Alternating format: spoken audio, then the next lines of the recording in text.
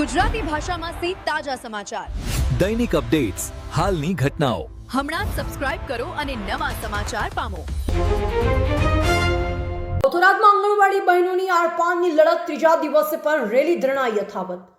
સરહદી વિસ્તાર વાવ અને થરાદમાં આંગણવાડી કાર્યકર અને તેડાગર બહેનોએ પોતાની પડતર માંગણીને લઈ સરકાર સામે રણસિંગો ફૂંક્યું છે. છેલ્લા 3 દિવસથી સતત રેલી અને ધરણા કાર્યક્રમો યોજાઈ રહ્યા છે. કાયમી કરો અથવા લડત ચાલુ રાખો અને શોષણ બંધ કરો જેવા સૂત્ર સાથે બહેનોએ નગરના મુખ્ય માર્ગ પર રેલી કાઢી પોતાની એકતા દર્શાવી.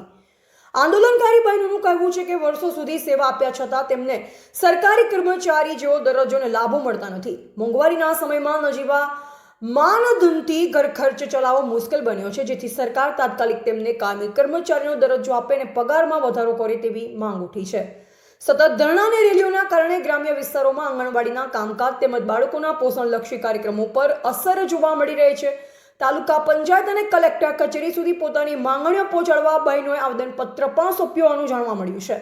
આંદોલનકારીઓએ ચીમકી આપી છે કે સરકાર તરફથી સકારાત્મક નિર્ણય ન આવે ત્યાં સુધી લડત સમેટવામાં આવશે નહીં. હવે જોઈ રહેશે કે તંત્ર આ મામલે મધ્યસ્થીનો માર્ગ અપનાવશે કે પછી આ આંદોલન વધુ ઉગ્ર સ્વરૂપ ધારણ કરે છે. બ્યુરો રિપોર્ટ રાણાભાઈ પારેખી, વાવ, થરાદ. શા માટે તમે અત્યારે અહીં આંદોલન? અમારે આજ 3 દિવસની હડતાલ છે. 23, 24 ને 25 3 દિવસની હડતાલ છે. 3 દિવસથી અમારે ચાલુ હડતાલ છે. તો આજ અમે અમારા અધ્યક્ષ શ્રી મામલતદારમાં આજ આવેદનપત્ર આવ્યા છીએ. એમાં અમારા વાવ તાલુકાની અને થરાદ તાલુકાની બધી બહેનો સાથે છીએ. શું મગ છે તમારી ને કેટલા દિવસ તમારું આંદોલન ચાલુ રહેશે?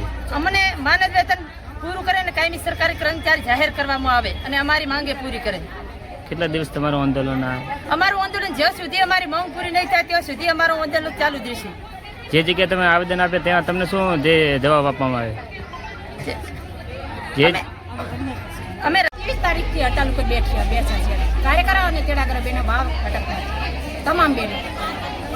શું મુદ્દો છે તમારો? શું અમારો એક જ મુદ્દો છે ખાસ તો કે અમને જે હાઈકોર્ટનો ચુકાદો છે તે અમલ કરવામાં આવે અને અમને કાયમી ધોરણ કરવામાં આવે.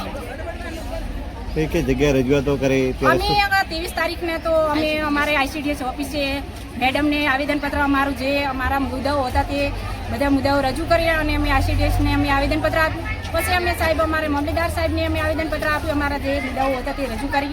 કાલે અમે આ પંચાયત વાવ કટકની બધી તમામ બહેનો કાર્યકરો અને તેડાગરો બહેનો બધી ત્યાં બધી ભેગી થઈ હતી અને આજે બધી વાવ આખા કટકની કાર્યકરો અને તેડાગરો બહેનો તમામ બહેનો બધી થરાદમાં ભેગી થઈ છે. આજે અમે સંસદ સભ્ય સાહેબને આવેદનપત્ર આપવાનું. શું મગ છે તમારી ને કેટલા દાડા તમારું આંદોલન ચાલુ રહેશે? અમારું જ્યાં સુધી અમારી માંગ પૂરી નહીં થાય ત્યાં સુધી અમારું આંદોલન ચાલુ રહેશે.